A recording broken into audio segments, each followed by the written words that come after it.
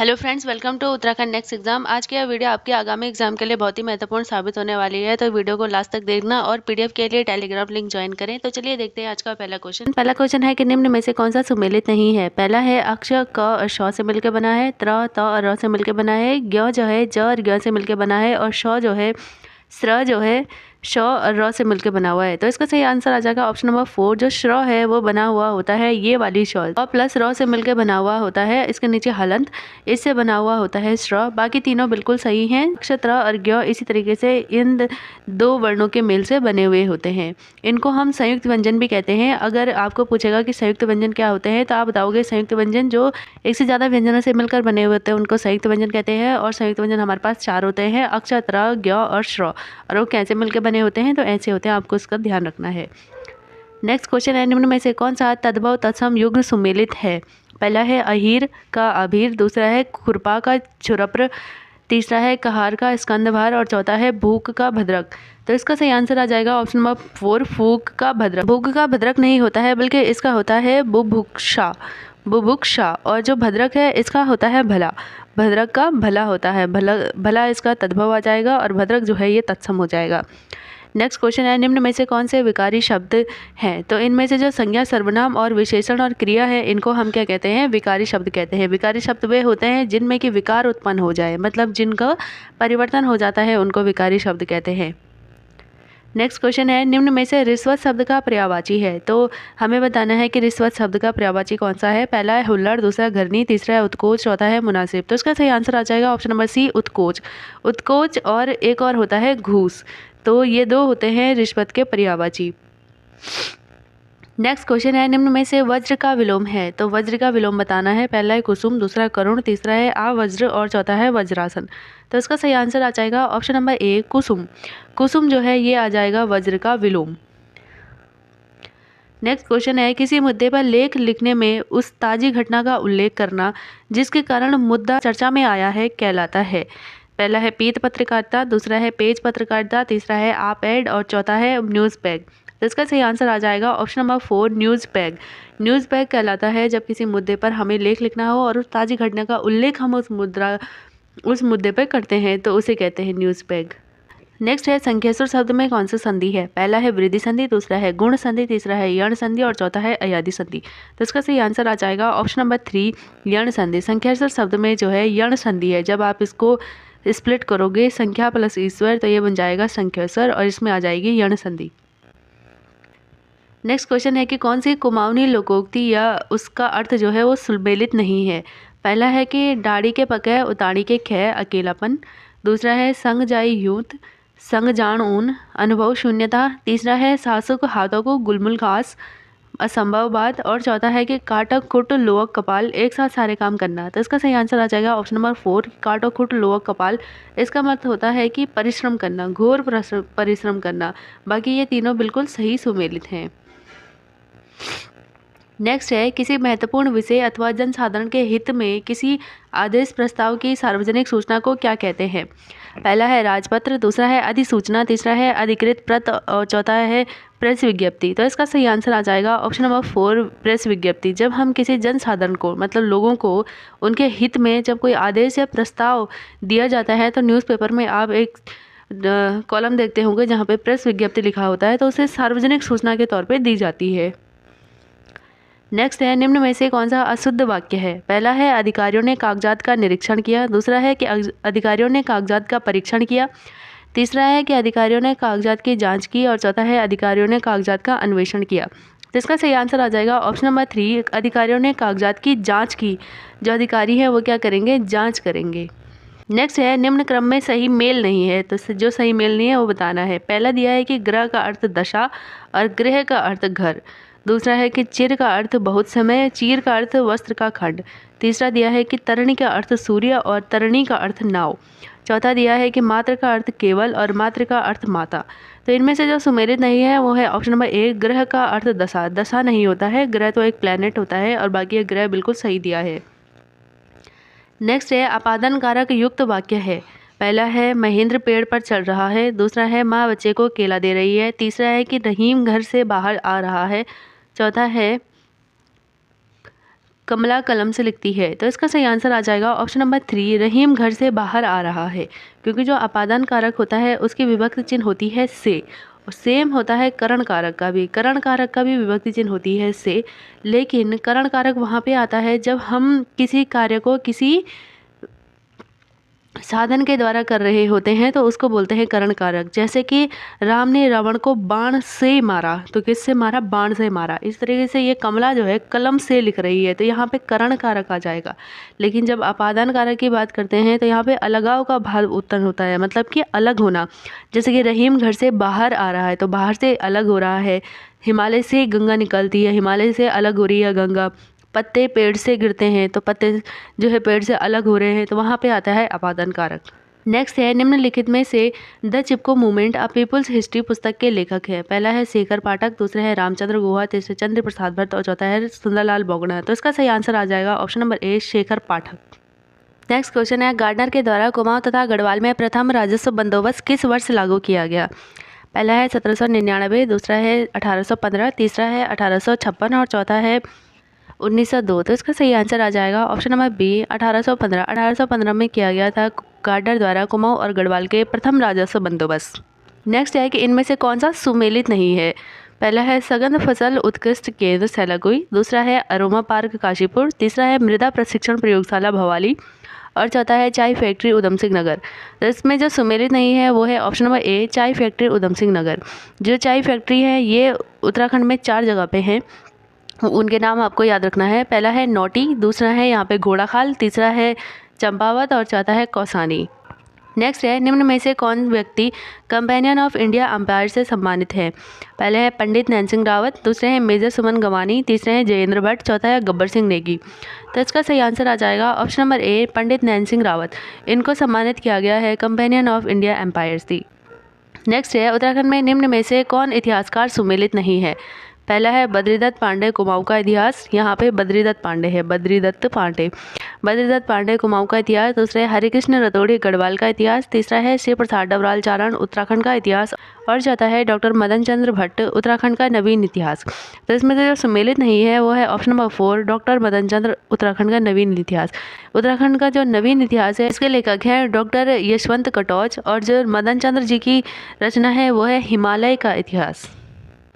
Next है, निम्न में से कौन सा सुमेलित नहीं है? पहला है काफल और उसका वैज्ञानिक नाम रोबस इलेप्टिकल्स, दूसरा दिया है बुरांस रोडोडेंड्रोन एर्बोरियम, तीसरा दिया है मोनाल लोफोफोरस इम्पेजिनस, चौथा दिया है ब्रह्म कमल सोसोलिया अब्लेवेटा। तो इसका सही आंसर आ जाएगा ऑप्शन नंबर ए, काफल रोबस इलेप्टिकल्स नहीं कहते हैं। काफल जो है इसका वैज्ञानिक नाम होता है मायरिका अस्कुलांटा और जो यहाँ पे दिया हुआ है रोबस इलेप्टिकल्स, ये जो है ये होता है हिसर जो हम बहुत ज़्यादा हमने येलो कलर के काफल के साथ ही ये इसी सीजन में होता है, छोटे छोटे फल होते हैं जंगलों में तो उसे हिसर कहते हैं। उसका वैज्ञानिक नाम है रोबस इलेप्टिकल्स। साथ ही बुरांस का तो रोडोडेंड्रोन एर्बोरियम होता है और तीसरा जो मोनाल है इसका लोफोफोरस एम्पिजेनेसी होता है, ब्रह्म कमल का सोसोलिया ऑब्लिगेटा होता है। नेक्स्ट है, निम्न में से कौन सा कथन राज्य योजना आयोग के बारे में गलत है? तो गलत बताना है। पहला है कि राज्य योजना आयोग का गठन जो है 1 अप्रैल 2001 को किया गया। दूसरा है राज्य योजना आयोग के पदेन अध्यक्ष मुख्यमंत्री होते हैं। तीसरा है कि यह राज्य सरकार का प्रमुख थिंक टैंक होता है। चौथा है कि उत्तराखंड राज्य आयोग के प्रथम उपाध्यक्ष सोमपाल शास्त्री थे। तो इसका सही आंसर आ जाएगा ऑप्शन नंबर ए, कि योजना आयोग का जो गठन हुआ था 1 अप्रैल को नहीं हुआ था, बल्कि इसका जो गठन हुआ था ये हुआ था 31 मार्च 2001 को। और बाकी बिल्कुल सही दिया हुआ है कि इसके जो पदेन अध्यक्ष होते हैं वो मुख्यमंत्री होते हैं, ये राज्य का प्रमुख थिंक टैंक होता है और इसके जो प्रथम उपाध्यक्ष थे वो सोमपाल शास्त्री थे। नेक्स्ट है, उत्तराखंड में पाए जाने वाले खनिजों की मात्रा के आधार पर कौन सा आरोही क्रम है? पहला है चांदी लाइमस्टोन डोलोमाइट और संगमरमर, दूसरा है डोलोमाइट लाइमस्टोन चांदी और संगमरमर, तीसरा है लाइमस्टोन डोलोमाइट संगमरमर और चांदी। तो इसका सही आंसर आ जाएगा ऑप्शन नंबर 3, लाइमस्टोन डोलोमाइट और संगमरमर और चांदी। तो ये जो है इसका आरोही क्रम है, सबसे ज़्यादा लाइमस्टोन, फिर डोलोमाइट, फिर संगमरमर और फिर चांदी का नंबर आता है। नेक्स्ट है, कत्यूरी अधिकारी व विभाग को सुमेलित कीजिए। पहला दिया है प्रांतपाल, सीमा की सुरक्षा करने वाला। दूसरा है क्षेत्रपाल, कृषि की उन्नति की देखभाल करने वाला। तीसरा दिया है दांडिक, जिसे कि सिपाही कहते थे कत्यूरी काल में। और चौथा दिया है भूपति, जो कि कर वसूली करने वाला अधिकारी होता था। तो ये चारों के चारों बिल्कुल सही सुमेलित हैं। तो जो प्रांतपाल है ये सीमा सुरक्षा करने वाला होता था, क्षेत्रपाल जो है कृषि की उन्नति को देखने वाला होता था, और दांडिक जो है ये सिपाही हुआ करता था उस टाइम पे, और भोगपति जो है ये कर की वसूली किया करता था। नेक्स्ट है, निम्नलिखित में से कौन सा सुमेलित नहीं है? पहला है बाउलकीगढ़ किला गोरखा शासक, दूसरा है लाल मंडी किला राजा कल्याण चंद, तीसरा है नेथड़ा किला गोरखा शासक, और चौथा है खगमरा का किला राजा रुद्रचंद। इसका सही आंसर है ऑप्शन नंबर 4, खगमरा का किला राजा रुद्रचंद। राजा रुद्रचंद ने नहीं, राजा भीष्मचंद ने जो है बनाया था इसका खगमरा का किला। बाकी ये बाउलकीगढ़ किला बिल्कुल गोरखा शासकों ने बनाया था, लाल मंडी किला राजा कल्याण चंद ने बनाया था, नेथड़ा का किला भी गोरखा शासकों ने, और जो रुद्रचंद है इन्होंने बनाया था मल्ला महल। तो ये याद रखना है आपको कि मल्ला महल किसने बनाया था? राजा रुद्रचंद ने। खगमरा किला भीष्मचंद ने। नेक्स्ट क्वेश्चन है, असत्य कथन की पहचान कीजिए। पहला है, लाखों उडियार की खोज सन 1968 में डॉक्टर MP जोशी ने की। दूसरा है, हेनवुड ने 1856 में देवीधुरा चंपावत में महापाषाणकालीन पुरावशेषों की खोज की। तीसरा है कि रिबर्ट कॉनक ने 1877 ईस्वी में महास्म संस्कृति की खोज की। और चौथा है कि फड़का नौली की खोज सन 1985 में जेम्स प्रिसेप ने की। तो इसका सही आंसर आ जाएगा ऑप्शन नंबर 4, जो फड़का नौली है इसकी खोज 1885 में तो की गई, लेकिन जेम्स प्रिसेप के द्वारा नहीं बल्कि की गई यशोधर मटवाल के द्वारा। बाकी ये तीनों बिल्कुल सही हैं। लाखों उडियार की खोज MP जोशी द्वारा की गई, हेनवुड ने देवीधुरा में चंपावत में महापाषाणकालीन पुरावशेषों की खोज की थी, और रिबर्ट कॉनक ने महास्म संस्कृति की खोज की थी। नेक्स्ट है कि मैं पूर्व की ओर हूँ, मैं घड़ी की सुइयों के घूमने की दिशा में 100 डिग्री घूमता हूँ, और तब घड़ियों के सुइयों के घूमने की विपरीत दिशा में 145 डिग्री घूमता हूँ। अब मैं किस दिशा में हूँ? मैं जो हूँ ये उत्तर दक्षिण पूर्व पश्चिम है।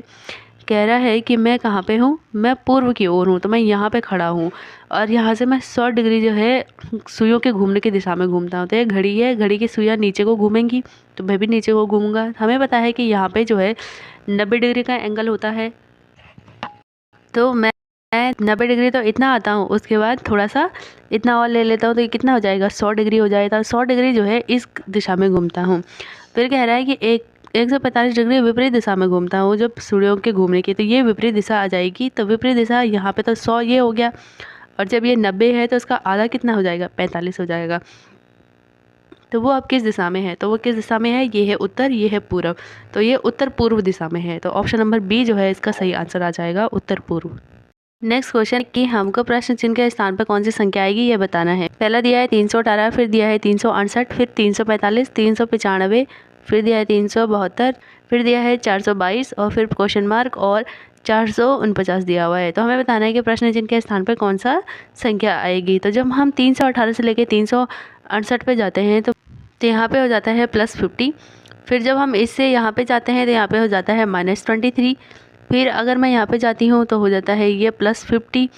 फिर ये 95 से लेके 72 पे जाती हूँ तो यहाँ पे हो जाता है -23। फिर मैं यहाँ से जाती हूँ तो यहाँ पे जब हम 372 से मैं 422 पे जाती हूँ तो यहाँ पे +50 हो जाएगा। तो हमें दिख रहा है कि +50 -23 ऐसे सीरीज चल रही है। तो इसके बाद अगली संख्या क्या होगी? अगली संख्या में मैं क्या करूँगी? -23 कर लूँगी। तो जब 422 में 23 माइनस किया जाएगा तो कितना आ जाएगा? 399 आ जाएगा। तो ये ऑप्शन कहाँ पे दिख रहा है? तो ऑप्शन नंबर 4 जो है यहाँ पे दिख रहा है 399, तो ये आ जाएगा इसका सही आंसर। नेक्स्ट क्वेश्चन है कि अगर विद्यार्थियों का समूह आपस में हाथ मिलाता है तो हाथ मिलाने की कुल संख्या क्या होगी? तो इसके लिए एक सीधे सीधे फॉर्मूला होता है कि n इंटू का n-1/2। तो यहाँ पे n क्या है? सीधे सीधे ये 10 विद्यार्थी हैं, तो हम सीधे सीधे रख लेते हैं। 10 रखेंगे यहाँ पे, इंटू का कर लेंगे 10 माइनस का 1 अपॉन का 2 कर लेंगे, तो कितना आ जाएगा? 10 इंटू का 10 - 1 मतलब 9 अपॉन का 2, और 9 इंटू का कितना हो जाएगा? 90 अपॉन का 2 कर लेंगे। तो जब हम 90 अपॉन का 2 से सॉल्व करेंगे तो ये कितना आंसर आ जाएगा? 45। नेक्स्ट क्वेश्चन है, सौजन्य पहले फिल्म देखने गई, वह केवल बृहस्पतिवार को ही फिल्म देखने जाती है, तो आज सप्ताह का कौन सा दिन है? तो इसे सॉल्व कर लेते हैं। सौजन्य जो है वो 9 दिन पहले फिल्म देखने गई, तो जब हम 9 दिन यहाँ पे लिख लेते हैं, और जो हफ्ते होते हैं, सप्ताह होता है, उसमें 7 दिन होते हैं, तो 9/7 इसे कर लेंगे, और 7 से जब हम इसे डिवाइड करेंगे 7 से इस तरीके से 7 एकम 7, तो हमारे पास कितना बच जाएगा? इसको माइनस करेंगे तो 2 बच जाएगा, तो 2 हमारे पास शेषफल बच जाता है। तो इसका जो 2 है इसको हम प्लस कर लेंगे बृहस्पतिवार में। जब हम इस 2 को बृहस्पतिवार में प्लस करेंगे तो बृहस्पतिवार, शुक्रवार और शनिवार, तो इसका सीधे सीधे आंसर आ जाएगा हमारे पास शनिवार। शनिवार जो है आज जो है सप्ताह का जो दिन है वो कौन सा होगा, शनिवार होगा। नेक्स्ट क्वेश्चन है कि 39 छात्रों के भार का औसत 40 किलोग्राम है। यदि उनके अध्यापक के भार को भी सम्मिलित किया जाए तो औसत भार 800 ग्राम की वृद्धि हो जाती है। तो अध्यापक का भार ज्ञात करना है इसमें। पहले तो हम इन 40 छात्रों का कुल भार निकाल लेते हैं। अगर 39 छात्रों का औसत भार 40 ग्राम है तो इनका कुल भार कितना होगा, तो 39 इंटू का 40 बराबर कितना आ जाएगा, 1560 आ जाएगा। ठीक है, जब इसको हम मल्टीप्लाई करेंगे तो 1560 हमारे पास आ जाएगा। अब क्या करेंगे कि जो छात्र और अध्यापक है इनका जो भार है ना, इसको प्लस कर लेंगे, लेकिन उससे पहले हमें अध्यापक का औसत भार निकालना पड़ेगा।